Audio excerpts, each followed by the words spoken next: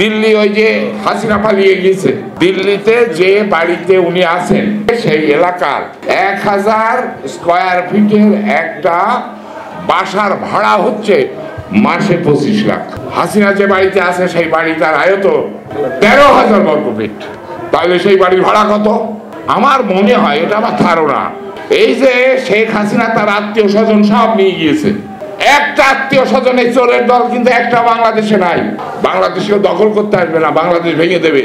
কারণ তারা জানে যে বাংলাদেশ যদি অখণ্ড থাকে তাহলে এই 7 সিস্টার ভেঙে যাবে। 7 সিস্টার বাংলাদেশের সাথে যোগ দিয়ে দিবে। বাংলাদেশের অর্থনীতি ওই পর্যায়ে গিয়েছে যে এই 7 সিস্টার, ডক্টর মোহাম্মদ ইউনূস তার কলিজা আছে, কলিজা পায়ে হাত দিয়ে সালাম করেন, বলে দিয়েছে বাংলাদেশ নিয়ে বেশি মাথা খাওয়াবে না। তাহলে 7 সিস্টার থাকবে না। ওই নেপাল আমাদের সাথে আসবে, ভুটান আমাদের সাথে আসবে, 7 সিস্টার আমাদের সাথে আসবে, অখণ্ড বাংলাদেশ প্রতিষ্ঠা হবে। ডক্টর মোহাম্মদ ইউনূসের মুখের কথা মাটিতে পড়বে না। আসেন আমরা ঐক্যবদ্ধভাবে এই লোকটাকে ধরে তার সম্মান মর্যাদার সাথে লাইটের মতো জ্বলে উঠবে। আপনারা বিদ্যুৎ তৈরি করেন প্রশাসনকে সহযোগিতা করার জন্য। সারা দেশে যে চাঁদাবাজি চলছে, নীরব চাঁদাবাজি, এই চাঁদাবাজি বন্ধ করতে হলে বিএনপিকে এগিয়ে আসতে হবে, বিএনপিকেই সর্বশেষে হাল ধরতে হবে। আজকে তারা বিএনপি সমালোচনা করছেন, এই বিএনপি একমাত্র দেশকে রক্ষা করতে পারে। শুধু ভারতে আধিপত্যবাদের দালালিটা একটু করতে হবে না, জিয়াউর রহমানের আদর্শে উজ্জীবিত থাকতে হবে। জিয়াউর রহমানকে হত্যা করেছে কে? ইন্দিরা গান্ধীর সরাসরি নির্দেশে জিয়াউর রহমানকে হত্যা করা হয়েছে। সেই জন্যই আমরা তাকে শহীদ বলি। বেগম খালেদা জিয়াকে বছরের পর বছর নিঃসঙ্গ কারাগারে রাখা হয়েছে। কে রেখেছে? ভারতীয় আধিপত্যবাদ।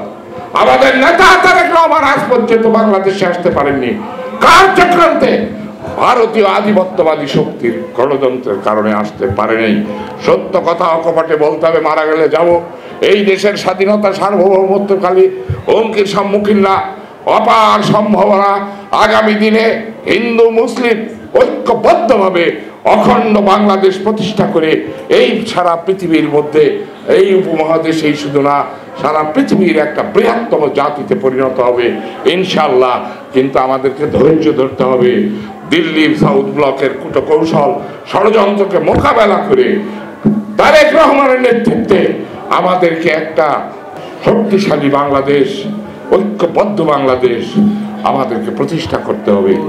প্রিয় ভাইরা আমার, খালি চোখ দিয়ে খালি খারাপটা দেখলে, ভালোটা দেখলে হবে না। দিল্লি ওই যে হাসিনা পালিয়ে গিয়েছে, দিল্লিতে যে বাড়িতে উনি আছেন সেই বাড়িতে সেই এলাকার 1000 স্কয়ার ফিটের একটা বাসার ভাড়া হচ্ছে মাসে 25 লাখ। শুধু 1000 স্কয়ার ফিট। হাসিনা যে বাড়িতে আছে সেই বাড়িটার আয়তন 13,000 বর্গফিট। তাহলে সেই বাড়ির ভাড়া কত? আমার মনে হয়, এটা আমার ধারণা, এই যে শেখ হাসিনা তার আত্মীয় স্বজন সব নিয়ে গিয়েছে, একটা আত্মীয় স্বজনের চোরের দল কিন্তু একটা বাংলাদেশে নাই। আমি সত্য কথা অকপটে বলছি। এই যে ডেভিল হান্ট অপারেশন চলছে, আমার বাড়ি কুষ্টিয়া জেলার ভেড়ামারা থানায়, তা আমার ওখানে 2-4 জন গ্রেপ্তার হয়েছে। এর মধ্যে 2-1 জন আমার ঘনিষ্ঠও আছে। তা আমি তাদের মুক্তির জন্য না, আমি জানি তারা ওসি মুক্তি দিতে পারবে না। তা আমি ওসিকে একটা জিজ্ঞেস করলাম যে এটা গ্রেপ্তার করছেন কেন, এদের বিরুদ্ধে তো এরকম অভিযোগ নেই। তো ওসি সাহেব আমাকে একটা সুন্দর কথা বললো, যা আমার মনে স্পর্শ করে গেল। বললো যে স্যার দেখেন, এই মহিলা তার আত্মীয় স্বজন এবং চোরচুপটা সব হাতে করে পলাই গিয়েছে, কিন্তু দেশে তো আওয়ামী লীগ আছে। এখন এই গ্রামে গ্রামে যত চোর ছিল তারাও পলাইছে, তারাও তো কেউ নাই। আমরা পুলিশই পলাই গেছিলাম, বাইতুল মোকাররমের খতিবই পলাই গেছিল, তাইলে এই গ্রামে গ্রামে চোরও সব পলাইছে। এখন উনি একটা আহ্বান জানাইছে, কি হরতাল। আমাদের পুলিশ হেডকোয়ার্টার তো বসেছে, চকলেট খাবে না, আমাদেরকে নির্দেশ দিয়েছে গ্রেপ্তার করো, যাতে হরতাল করতে না পারে। অভিযান চালাও। তা আমরা অভিযানে যাচ্ছি। চোর তো একটা এলাকায় নাই যেটা নিজের মনের মধ্যে বিবেকের কাছে জানে যে আমি তো কারো ক্ষতি করিনি, আমি কারোর সাথে ঝগড়া করিনি, আমি বিএনপির সাথে মারামারি করিনি, আমি ঘরে থাকি, ও বাড়িতে আছে। তা আমাকে ধরতে বলিস তো আওয়ামী লীগ, নিরীহ ধরো না তা তো বলিনি। তো যেগুলো নিরীহ বাড়িতে আছে ওই করে ধরে নিয়ে চালান দিয়ে দিয়েছে। তাহলে ভালো লোকগুলো চালান দিয়েছে। আজকে বিএনপি যে এত বৃহত্তম সংগঠন বললাম, এর মূল কারণ হচ্ছে হাসিনা। এই যে 1.5 লক্ষ মামলা দিয়ে 70 লক্ষ লোককে আসামি করেছে, তারা সব বিএনপি থেকে বেরোনোর আর কোনো সুযোগ আছে? তো এখন এইভাবে যদি আমরা আবার আওয়ামী লীগকে ওইভাবেই সব গ্রেপ্তার করে আওয়ামী লীগ ঠিক মতো রেখে দিই, তাহলে পরিণতি খারাপ হবে। এটা ধ্বংস হচ্ছে। দরজা খুলে দেন। বঙ্গবন্ধু যেমন বলেছিল, যারা অগ্নিসংযোগ, নারী ধর্ষণের সাথে জড়িত তাদের বিচার হবে, যারা কোনো অপরাধ করে নাই তাদের সাধারণ ক্ষমা করে নাই। আফগানিস্তানে সাধারণ ক্ষমা করে কারো সাহায্য ছাড়াই পৃথিবীর মধ্যে একটা উন্নত রাষ্ট্রে নিজেদেরকে তালেবানরা প্রতিষ্ঠা করেছে। 260 কিলোমিটার নদী নিজেদের অর্থায়নে তারা একটা নদী জন্ম দিয়ে ফেলেছে। তাহলে আমাদেরও সেইভাবে মাথা ঠান্ডা রেখে আমাদেরকে রাজনীতি করতে হবে, করা উচিত বলে আমি আজকে দুদু ভাই আছে তাই আবেগে কিছু বললাম। কারণ উনি, আমি দেখেছি, জেলখানায় থাকতে দেখেছি দুদু ভাই যেভাবে বিশ্লেষণ করে মহাসচিবের কাছে উপস্থাপন করতেন, আমি মুখের দিকে দুদু ভাই তাকায় থাকতাম যে এই মানুষটাকে আল্লাহ এত জ্ঞান কিভাবে দিয়েছে। তাই গ্রহণ করতো মহাসচিব।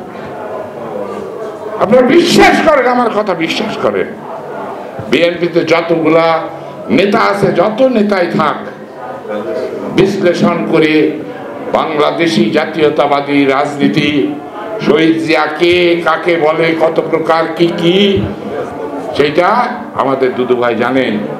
আমি এই প্রেস ক্লাবে দাঁড়ায় বলেছিলাম যে ওই জিয়ার মাজারের দিকে তাকাবা না, শেখ হাসিনা বলছিলাম ওইটা মাজার।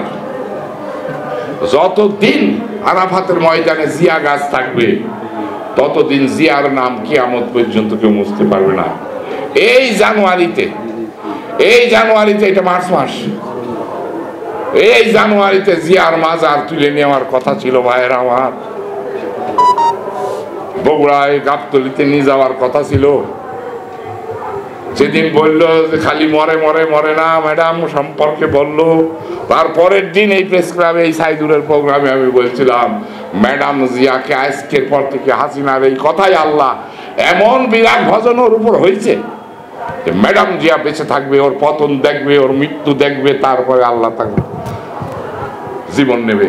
খালেদা জিয়া বেঁচে যাবে কিন্তু হাসিনা বাঁচতে পারবে না।